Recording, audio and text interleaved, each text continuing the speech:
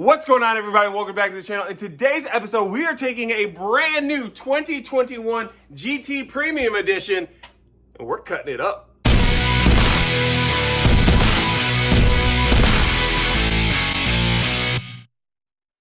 So now that we have the supercharger on it, we have the drive shafts on it, we are actually going to be installing the RTR Vehicles wide body kit for the 18 to 22 Ford Mustang. Now this, again, like some of the other videos, isn't going to be a how-to, a step-by-step. I will have one of those up here soon, maybe next month or so, on the RTR Vehicles YouTube channel, on a show that I host over there called RTR Garage. So make sure to check that out if you want the full step-by-step on this. But in this episode, we're just going to go through the trials and tribulations of me doing this for the very first time. Now, with anything like this, we always suggest that you seek the help of a professional, someone who knows what they're doing and is not me. Now, with the RTR wide body, you're going to get all your panels and stuff. I already have this out of the box. It was easier for me to kind of lay everything out and see where it is. You get this, you get over there is going to be the template. We'll show you that here in a second.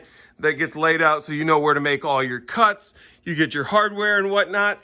What we're gonna do is we're gonna start here on this passenger side fender in the rear, this rear quarter panel. That way, in case I screw it up really, really bad, it's not on the driver's side and I don't have to see it all the time. Now, typically, if you guys have watched the RTR Garage page, I get to use all the good, fancy, awesome tools that we have there at the lab. I get to take full advantage of the gear wrench tool sets that we have. But here in the home garage, you know, we're cheap and we start going over to Harbor Freight. So I picked up this high-speed air cutter. I also picked up this high-speed metal saw. And let's see, we got some cutting wheels, some tape, gas receipt, because gas is expensive now. And I have some blades right here as well. The tape, we are gonna be covering the whole quarter panel with this so that we can lay out our templates and get everything taken care of. And also so when we start cutting into it, we don't start messing up and splittering the paint. First things first, since it's been sitting out here in the garage, getting a little bit dirty, we're gonna go ahead and take this little duster here that we got from our friends at AutoZone and start wiping down this whole quarter panel. That way we don't have any worries about the tape sticking. Oh, hey, look, there I am. So here we have the full quarter panel here taped up. You can kind of see along through here where I slice it a little bit with my nail. That's because this is the edge of where the quarter panel is and where it meets the bumper. And I need to be able to know where this line is because we have to also line up the new quarter panel that's gonna go here. We did the same here where the side rocker splits into the quarter as well. I'm gonna go ahead and grab the template. We're gonna lay that out and see what we're looking at in terms of our patterns. As you can see here, this is the template that we are gonna be using to cut all of our pieces. So this here is the front fender, this here is the rear fender, and then this here is going to be the rear inner fender extension plate. Now for the front, you get two pieces that are going to be used to extend your inner wheel well there. But this, you're going to have to get this 18 gauge steel is what RTR recommends that we're going to need to cut and put in there. What we're going to start off doing is we're going to cut out this rear template. This is going to be the front. So of course, you can use it for both sides with the lettering facing down. We're going to be doing the passenger side. So let's get this cut out and get it up against the car so we can start tracing out what we need. Gonna go here into the toolbox, into the cutting box, and make sure that we get the safety scissors because we don't want to hurt ourselves. I have the template cut out for the rear for the trimming of the quarter panel. If you guys look down here, it says align with rocker. Over here, it says align with bumper. So this here is needs to be facing towards the front. Since we are starting on the passenger side, this will be facing down towards the vehicle. That's why you see that I folded these in. That way I can still see where that line is gonna be. All right, getting ready to make our first cuts. Let's see how this goes.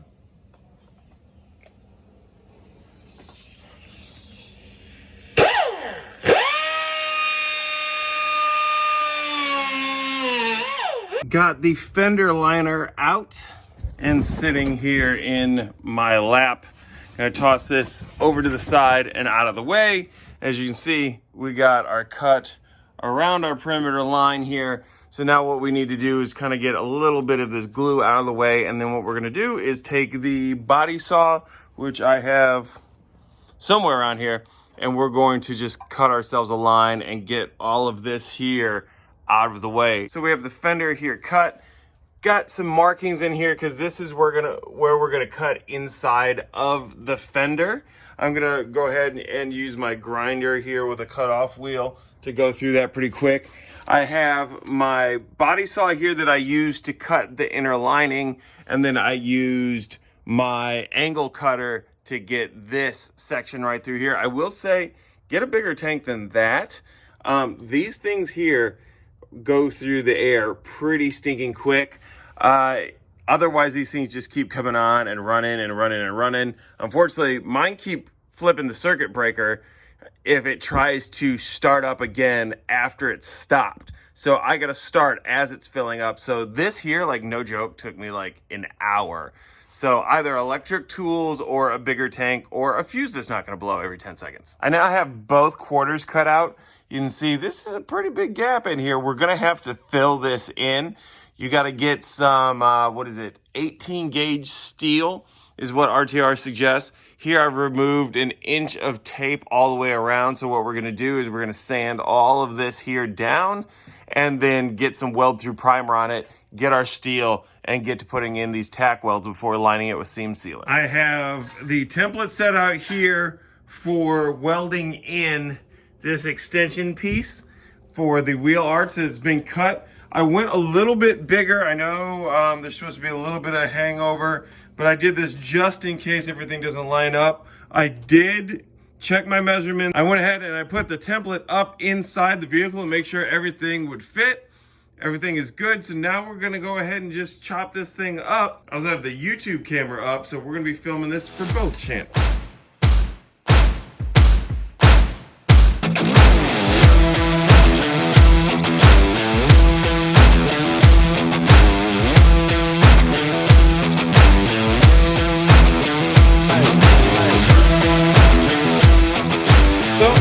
Welding out here. I really didn't record too much of it because you guys have seen my welding before in other videos and I freaking suck at it. So I figured all I would do is show you the finished product here with all the seam sealer on it.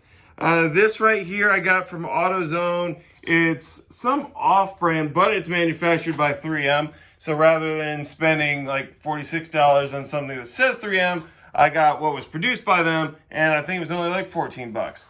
I still have to do inside the wheel well. The reason I didn't is because there's a lot of contours and curves in there, and I wanted to get this sealed up and ready to go. One thing that I am working on right now, though, is sizing up all of the flares. So right now I'm marking everything out here. Along the top, what you need to do is all of these bolts, or where you're going to put your holes, are going to be 3/8 of an inch down from this lead edge. Along the top, you're going to want all your bolts and all your pilot holes to be 6 inches apart.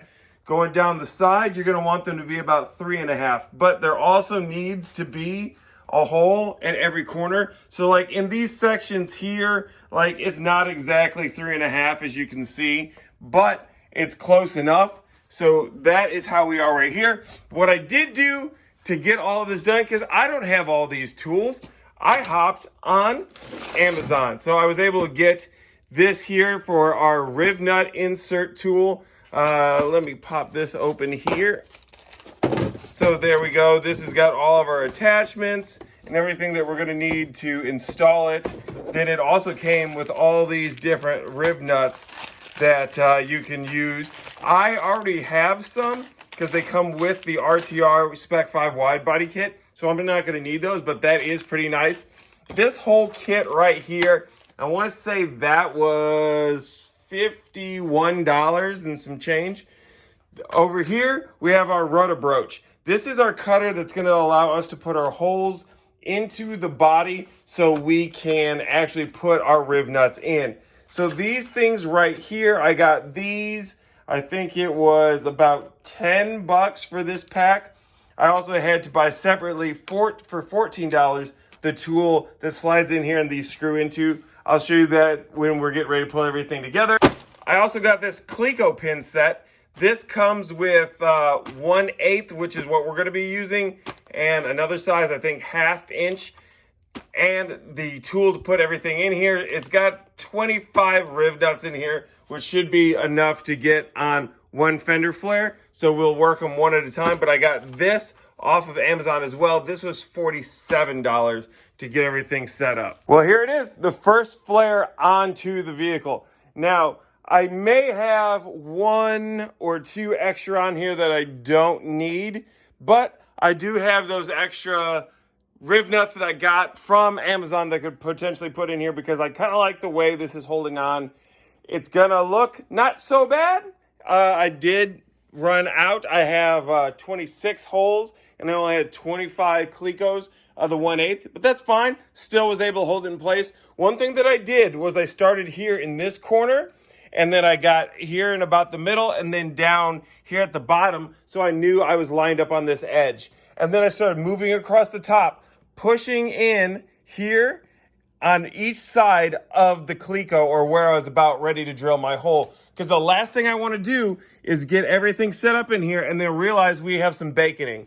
We really don't want that. If you don't know what baconing is, it's kind of where it gets a little wavy in between your Rivnuts. It can be fixed. It can be fixed. If you guys watch the Stradman, you may know that he had some baconing on his 458 that he did. There's 458 Spider that he did in, I don't know, some kind of Ferrari purple. I was going to sound fancy like I knew what I was talking about, but I forgot the color right now. But he was able to go back and get that fixed. We're just trying to prevent that right off the jump.